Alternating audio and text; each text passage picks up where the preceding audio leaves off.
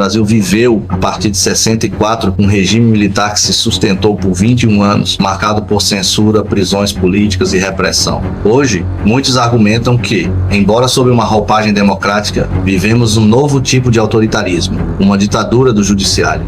É a ditadura do judiciário, a pior de todas. Este vídeo explora os paralelos entre o regime militar e a atuação do Supremo Tribunal Federal, STF, e outras instâncias do judiciário, especialmente no controle da livre expressão e da oposição política. Não é possível admitirmos que haja a continuidade do número massivo, a desinformação, as notícias fraudulentas. Só para contextualizar, quem vai definir se a notícia é verdadeira ou falsa? Apenas ele ou eles. As notícias têm que ser apenas a verdade deles? Durante a ditadura militar, o fim da liberdade de expressão era institucional. Jornais como o Estado de São Paulo tinham seus textos editados pelos censores e até receitas de bolo eram publicadas para preencher espaços cortados. Hoje, não há censores oficiais dentro das redações, mas medidas judiciais têm imposto o silenciamento de opiniões críticas ao governo e ao STF. O bloqueio de perfis de jornalistas, influenciadores e políticos se tornou prática comum, sem um julgamento definitivo e com base em decisões monocráticas. Na ditadura militar, oposição ao regime poderia significar prisão, suplícios físicos e exílio. Hoje, enquanto os métodos são menos violentos, o uso da justiça para perseguir adversários políticos tem gerado preocupação. Casos como o do jornalista Oswaldo Eustáquio, Alan dos Santos, entre tantos outros, e de deputados de oposição que foram presos ou processados por uso apenas de suas palavras, demonstram uma nova forma de repressão. Durante o regime militar, apenas a imprensa alinhada ao governo tinha liberdade de atuação. Exatamente assim vivemos os dias de hoje. Vou usar as palavras que me foram ditas por integrantes do próprio Supremo Tribunal Federal, né? E aí o colega do ministro me relatou que essa piada, essa brincadeira foi feita ali com o ministro Moraes. E aí o ministro Moraes respondeu, eu não recuso prevenção, do tipo, se quiserem me botar para decidir lá fora também, eu vou. Sabemos que grande parte da mídia alinhada tem liberdade de se expressar apenas se for em consonância com o que se quer ouvir, inclusive abastecida com informações de quem jamais poderia se pronunciar fora dos autos. Hoje, jornalistas, comentadores políticos, veículos que não se alinham a estas práticas, relatam autocensura por medo de processos e sanções judiciais. A cultura do medo retorna, mas agora pelas vias institucionais. Aqueles que enfrentam e expõem suas visões sofrem retaliações tanto financeiras quanto jurídicas. Se nos anos 60 e 80 o poder estava nas mãos dos militares, hoje o Supremo Tribunal Federal acumulou uma influência política sem precedentes. Decisões que afetam diretamente o futuro do país. Chegar na sessão, cada ministro tem um funcionário, veja só que impressionante, para puxar a cadeira. Puxa a cadeirinha do ministro. Estamos vivendo em um mundo que atingiu picos de insensatez descomunais, mas pode haver uma luz no fim do túnel que nos dê uma margem de esperança. Um governo foi eleito prometendo defender com unhas e dentes a liberdade de expressão. And under Donald Trump's leadership, we may disagree with your views, but we will fight to defend your right to offer it in the public square, agree or disagree.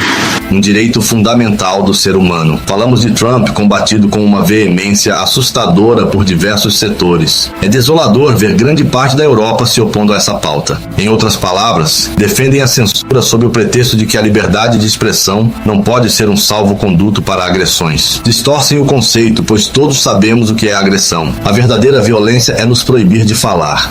No Brasil, Alexandre de Moraes e seus aliados transformaram essa repressão em uma guerra pessoal. Com mandatos sigilosos, bloqueiam perfis, processam, prendem, muitas vezes à margem da lei. E eu repito aqui, insisto que, infelizmente, a autorregulação faliu. Então, é necessário que se preserve a dignidade da pessoa humana, se preserve a honra das pessoas e se preserve também, no caso de atentados contra a democracia,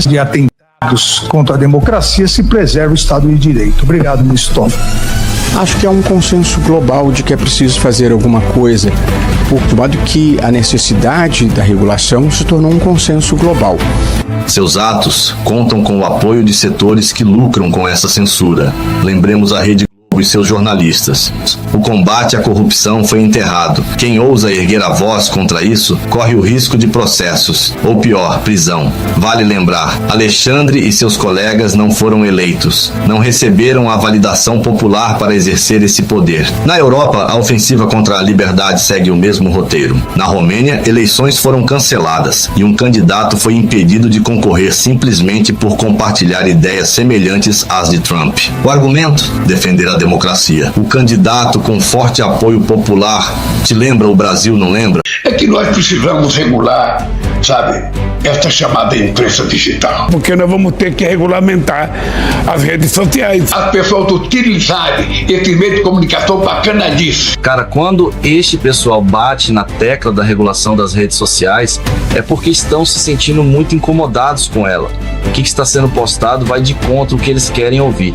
Apenas elogios, com grande parte da mídia já tecendo estes elogios, mesmo passando pano para as coisas erradas, todos sabemos por quê e não satisfeitos.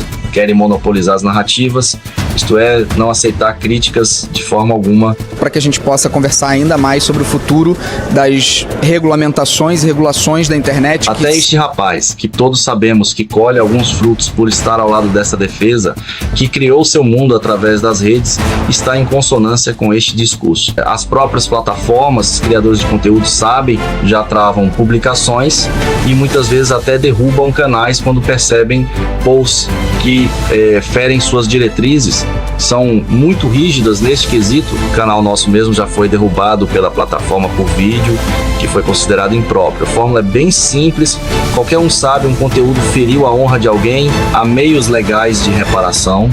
E se remover a publicação, apenas a publicação, não o perfil, já resolve tranquilamente o problema. Eles sabem disso, mas o problema são as críticas.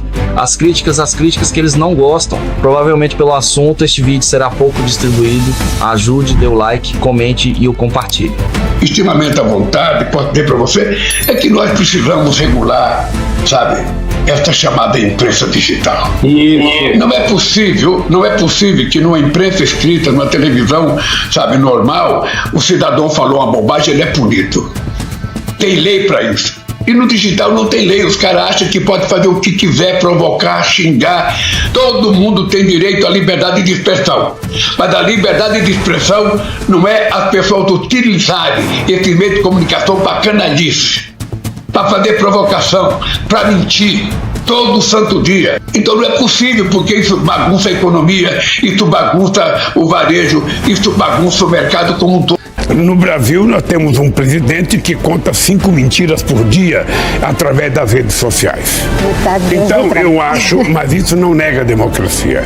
Isso só nos alimenta da necessidade de vivermos mais democraticamente, porque nós vamos ter que regulamentar as redes sociais. Como a inelegibilidade de adversários políticos e a revogação de sentenças da Lava Jato, outrora um marco no combate à corrupção institucionalizada, demonstram como a justiça se tornou um agente central no xadrez político. Se a sociedade reagiu ao regime militar com movimentos legítimos de resistência, mesmo que parte praticou ações ilegítimas e questionáveis, veja os movimentos radicais de esquerda que só agravaram a situação naquele momento. Esta mesma sociedade conseguiu a supressão do regime com seu ápice no movimento pelas diretas. Já pouco tempo anterior havia conseguido a anistia, que hoje os mesmos beneficiados são contra. Quais são os caminhos hoje? O que ainda pode ser feito para garantir que a democracia seja realmente respeitada sem a interferência excessiva de qualquer um dos poderes? Sabemos a resposta: as eleições limpas, claras, sem cerceamento da livre expressão e perseguição a visões diferentes, mas democráticas e sem interferência judicial nessas eleições, com decisões para suas conveniências, barrando candidaturas e perseguindo espectros políticos. Os tempos mudaram, mas os desafios permanecem. A história nos ensina que todo poder precisa de limites e que a democracia exige equilíbrio entre os 3 poderes. Cabe à sociedade estar vigilante para evitar que um novo regime de exceção se instale, mesmo que travestido de legalidade, sendo otimista, né? Se não tiver já se instalado.